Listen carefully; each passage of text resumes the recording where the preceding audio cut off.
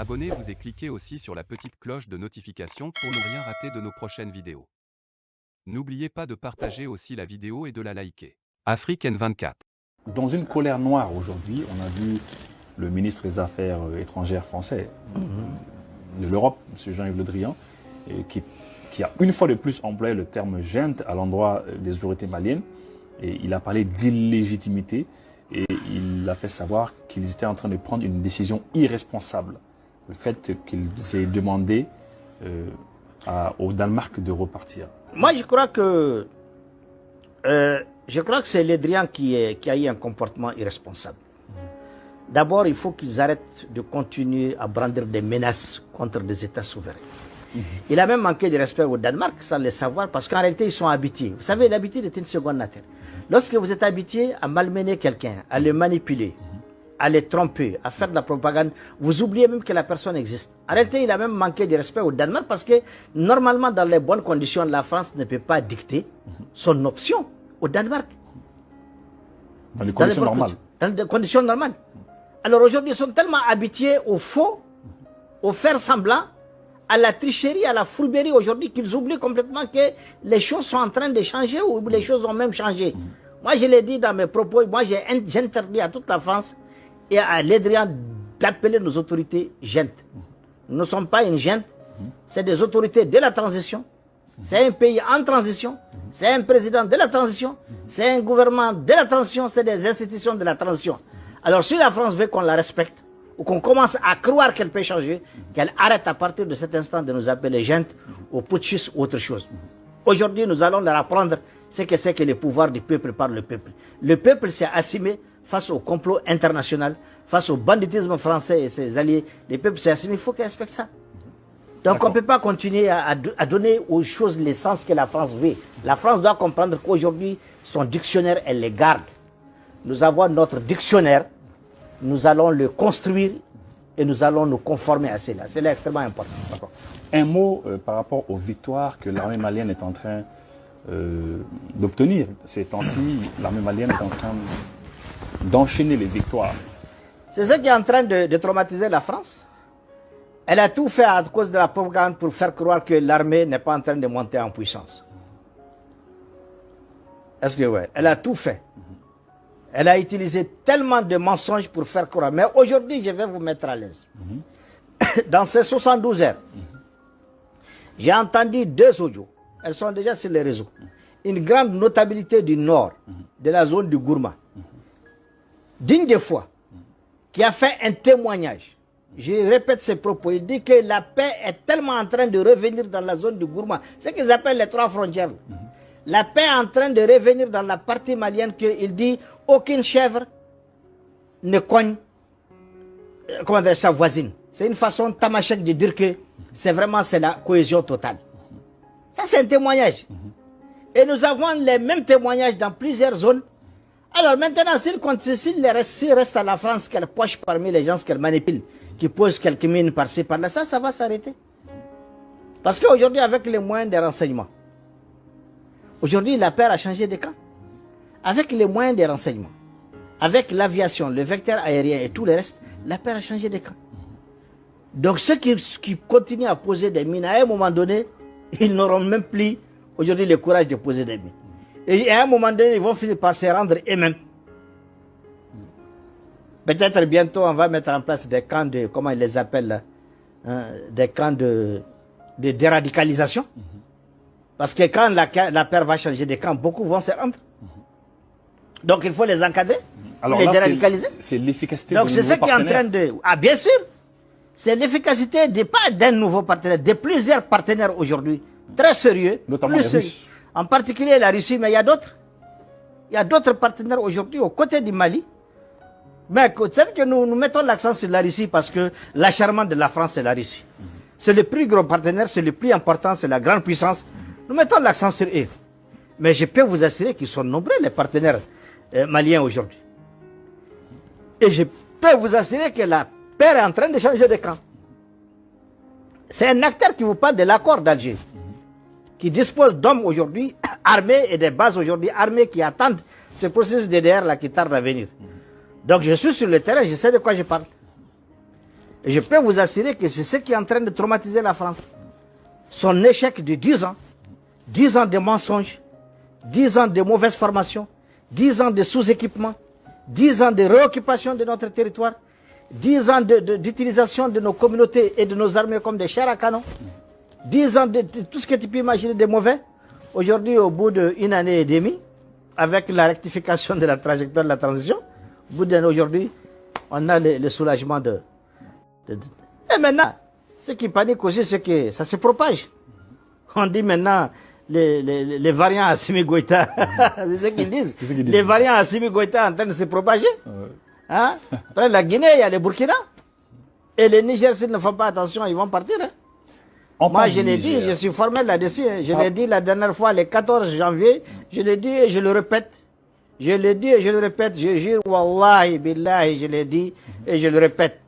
Si ces chefs d'État de la CEDEAO aujourd'hui là ne se rendent pas complices de leurs armées pour définir de nouveaux contrats de partenariat, pour définir de nouvelles approches, respecter leur peuple, ces armées braves là, et ces peuples là vont les balayer et il y aura un nouveau courant qui va.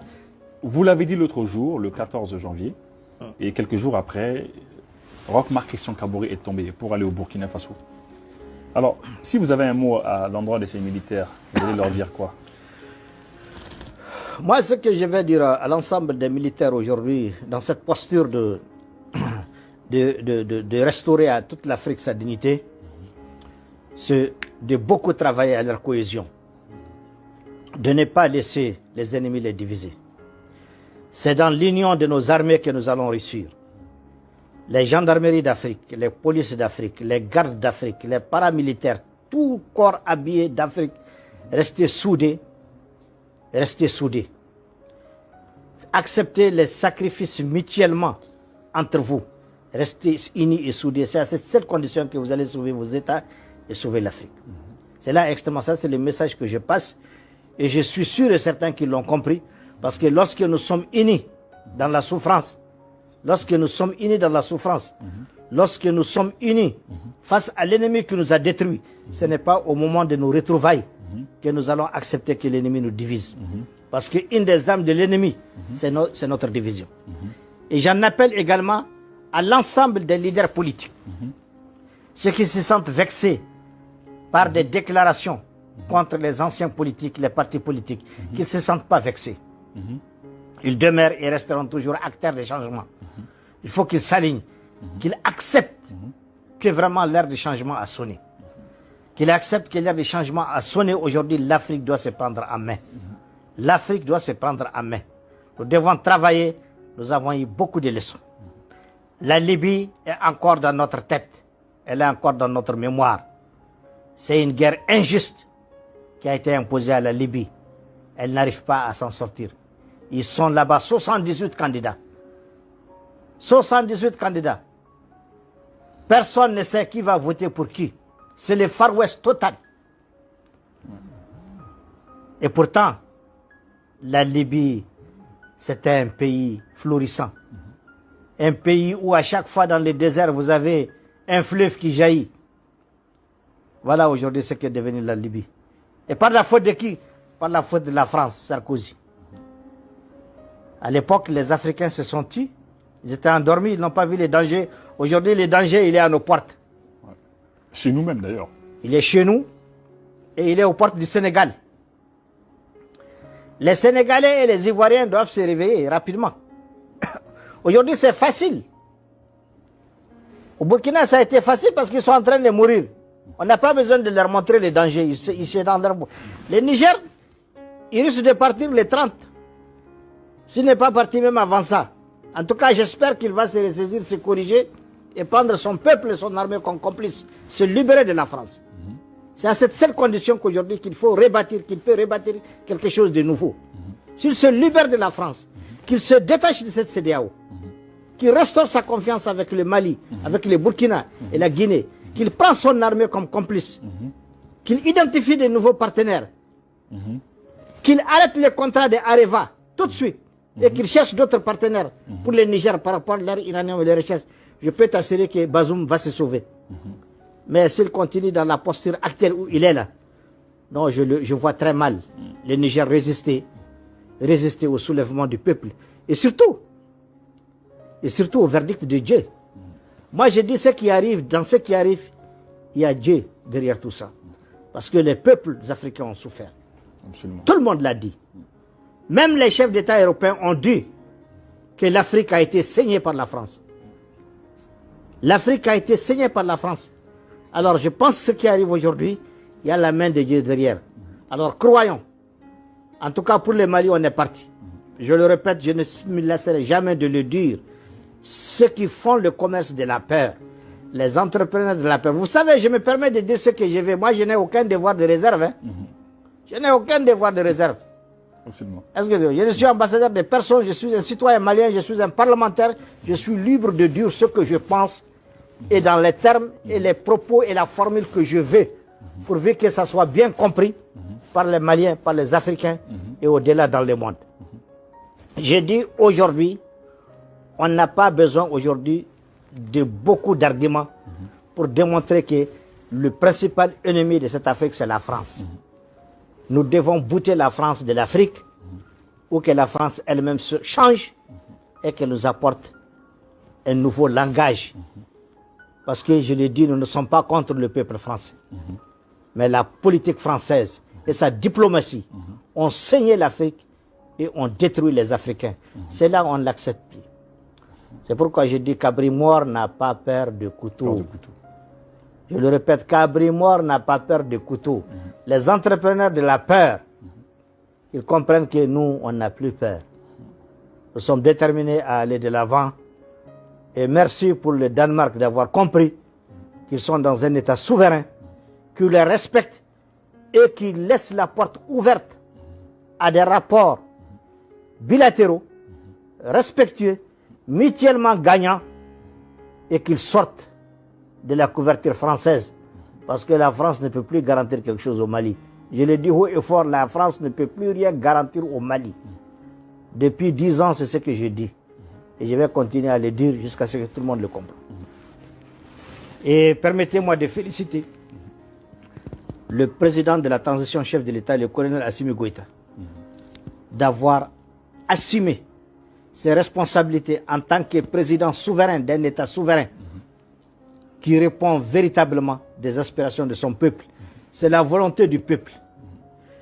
Je remercie Dieu qu'on n'a pas été obligé de mobiliser le peuple pour dire au Danemark de quitter le Mali. Absolument. On était à 2 cm de ça. Le peuple malien se préparait à dire au Danemark et à tous ceux qui pensent que c'est la France qui les maintient au Mali de dégager de notre pays. On se préparait à ça. Vrai. Le peuple se préparait à ça. Et la France par la même occasion aussi. La France, la France, c'est des signaux qu'on est en train de lui donner pour qu'elle se corrige. On est en train de lui donner des signaux pour qu'elle se corrige. On est en train d'assainir nos rapports avec nos bons amis que la France a voulu induire en erreur. C'est ça notre priorité. Parce que vous savez, la France ne fait plus partie de nos amis. C'est ça la différence. Par contre, il y a un tas d'États autour de la France qui demeurent jusqu'à preuve du contraire nos amis. Nous cherchons à assainir nos rapports avec ces États en question. La France n'est plus sur la liste de nos amis. Elle est une catégorie d'acteurs qu'on est en train d'observer, dont on se méfie, qu'on ne veut plus approcher. Nous l'observons, nous attendons tous les jours que Dieu crée, nous attendons avec quoi la France va arriver. Alors si on a compris qu'elle ne compte pas changer sa posture, le peuple s'assumera et la France partira. Même son ambassadeur va partir. Ça, c'est la volonté de Dieu qui va être suivie par la volonté du peuple. Aujourd'hui, c'est le peuple qui gère le Mali. La France doit le comprendre et qu'ils arrêtent de nous appeler la junte. Nous sommes un pouvoir de la transition. Mais c'est vrai qu'à chaque fois, ils disent la junte pour énerver éventuellement les autorités. Alors, qu'est-ce que vous pouvez dire comme mot de la fin, honorable? Bon, moi, le mot de la fin, c'est un appel d'abord à l'endroit de l'ensemble des populations maliennes de soutenir les frères nigériens, le peuple nigérien qui est en train de se mobiliser pour les 30. Le Mali doit soutenir le peuple nigérien parce que Le peuple nigérien sort pour le Niger et il sort également pour le Mali. C'est aussi le lieu de remercier certains responsables politiques que j'ai vus parler dans certaines vidéos. J'ai nommé l'ancien président Mohamed Ousmane, le président Hamma Amadou et bien d'autres chefs de partis, de sociétés civiles nigériennes et des femmes. C'est le lieu pour moi de les remercier au nom de notre pays, au nom de nos populations, de les remercier pour leur soutien à l'endroit du Mali et du peuple frère malien. Qu'ils soient rassurés également du soutien et de l'ouverture du Mali à tous les Niger et à tous les Nigériens. Il n'y aura jamais de rupture entre le Niger et le Mali. Il n'y aura jamais de fermeture entre le Niger et le Mali parce que nous sommes un peuple inséparable, indissociable.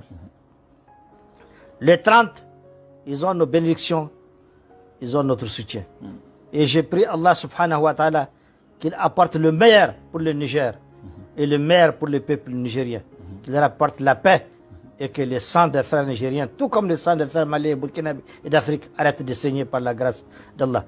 C'est aussi le lieu de continuer à prier pour que le Mali avance dans cette trajectoire, pour que le Mali continue à demeurer la référence, l'exemple, le modèle, l'espoir pour que tous les autres États africains, les peuples africains qui se trouvent dans de mauvaises situations face à la politique prédatrice de la France puissent se réveiller et prendre leur destin en main.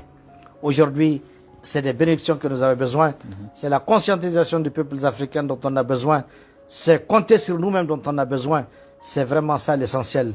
Et que Dieu bénisse notre pays, le Mali, que Dieu bénisse nos autorités, vive notre cher président, le colonel Assimi Goïta, que Dieu l'assiste, l'accompagne et le protège. Il y a plus de 4000 personnes qui nous suivent actuellement. Et il y a deux questions quand même qu'on va prendre. Hein.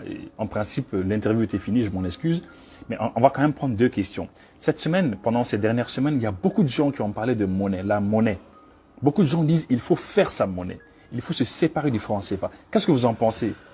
Vous savez, les autorités de la transition, tout comme le peuple malien, sont conscientes que le franc CFA n'est pas bon pour l'Afrique. Le franc CFA est un outil de colonisation, de domination. Pour l'instant, il est clair que c'est une question qui doit être réglée. De quelle manière? En tout cas, pour l'instant, les autorités n'en ont pas fait un objet. Mais pour le peuple aujourd'hui, il n'y a pas mille chemins. Il faut décréter tout de suite la sortie du franc CFA. Ça, c'est la volonté du peuple. Donc, ce n'est pas exclu que ces autorités de transition, qui sont les répondants du peuple, puissent aller un jour, tôt ou tard, dans cette dynamique. C'est aussi valable pour les cas de la CEDEAO. Est-ce qu'on va y sortir? Est-ce qu'on va y rester? Nous souhaitons construire une CEDEAO des peuples. C'est ça, notre souhait. Nous souhaitons que la CEDEAO actuelle se libère de la France et qu'elle soit une société, une CEDEAO des peuples, et que nous la réformions. Nous réformons ces instruments, que nous lui apportons plus de légitimité, plus de souveraineté, à commencer par la souveraineté financière, qu'elle arrête de vivre sous perfusion financière de la France et de l'Europe, qu'elle soit autonome. Nous allons essayer de travailler à ça. Mais si on n'y arrive pas, le Mali n'aura d'autre choix que de sortir de la CEDEAO et de la monnaie. Tout ça, ça va de soi. Je crois que c'est un processus. Nous sommes engagés là-dedans. Le plus important aujourd'hui, que nous soyons maîtres aujourd'hui de nos décisions, que nous soyons responsables des instruments que nous mettons en place et des accords que nous signons dans le cadre du bilatéralisme avec nos amis. D'accord. Donc, deuxième question. Il y a eu 7 Mauritaniens qui ont été tués dernièrement, mystérieusement, au moment où le Mali donnait la main, en fait, à la Mauritanie. Comment est-ce que vous avez perçu cela? Je crois que ce n'est pas, c'est pas anodin, parce que il faut faire beaucoup attention. Aujourd'hui, l'ennemi est parmi nous. Il est même à nos côtés. Donc il faut faire, moi je mets ça un peu dans la catégorie des pièges de l'ennemi. Je ne dirais pas plus que ce qu'un grand parti, un grand président d'un grand parti politique mauritanien a dit. Il a lancé un appel au président mauritanien pour lui dire de faire beaucoup attention. De faire beaucoup attention aux relations entre le Mali et la Mauritanie. Le Mali et la Mauritanie sont des frères. C'est regrettable que des frères mauritaniens soient tués. Mais il faut se poser la question. À qui profite le crime? À qui profitent les crimes? Pourquoi c'est seulement maintenant où les Mali et la Mauritanie ont plus que jamais besoin de se donner la main que cela arrive? Moi, je suis pour une main extérieure, une main ennemie qui a dû faire cet acte pour tenter de brouiller les relations entre nous et nos frères mauritaniens. Et permettez-moi de remercier la Mauritanie d'avoir compris cela. De remercier particulièrement les peuples maliens et mauritaniens d'avoir compris que ça ne pourra jamais arriver que des autorités maliennes, qu'une armée malienne puisse porter préjudice à une population mauritanienne. Ça n'arrivera jamais. Nous sommes aujourd'hui liés partout. Donc le problème doit être cherché ailleurs. Je crois plutôt que l'ennemi, dans le désespoir de brouiller nos relations, a dit poser un tel acte ignoble à ce moment précis. Moi, je classe ça dans cette catégorie de situations et rien d'autre. D'accord. Et pour finir totalement, hein, il y en a qui parlent de fédération entre le Mali, la Guinée et le Burkina Faso. Qu'est-ce que vous en pensez? S'unir et se mettre ensemble, qu'est-ce que vous en pensez? Bon, vous savez, aujourd'hui, dans la perspective vraiment de nous libérer de tous ces instruments communautaires, bilatéraux, avec certains pays qui nous ont vraiment mis très à genoux à ce stade, toutes les réflexions sont permises. Tous les mécanismes, aucun mécanisme aujourd'hui nouveau ne doit être exclu. Tout doit être mis sur la table. L'essentiel, c'est qu'ils puissent concourir vraiment au bien-être de ces peuples africains qui ont été vraiment meurtris et mis à l'épreuve par beaucoup d'années de sous-développement, de misère, auxquels se sont ajoutés également une décennie de morts à cause de la guerre qu'on nous a imposée et tout ça. Donc tout est possible. Je ne dis pas que c'est impossible, hein. Deux États peuvent se retrouver pour mutualiser leurs efforts. Dans les cas, je ne sais pas si ça va s'appeler fédération ou comment ça va s'appeler. En tout cas, toutes ces réflexions sont possibles et elles peuvent arriver tant que les États ont décidé aujourd'hui de ne plus se faire manipuler et ont décidé de prendre leur destin en main dans le cadre vraiment de mettre en place les meilleurs outils, les meilleurs instruments pour leur développement et pour leur vivre ensemble. D'accord. Merci beaucoup, honorable. Merci de nous avoir reçus chez vous. C'est moi qui vous remercie. Merci et bonne nuit. Likez la vidéo si ce n'est pas déjà fait. Laissez aussi votre point de vue en commentaire.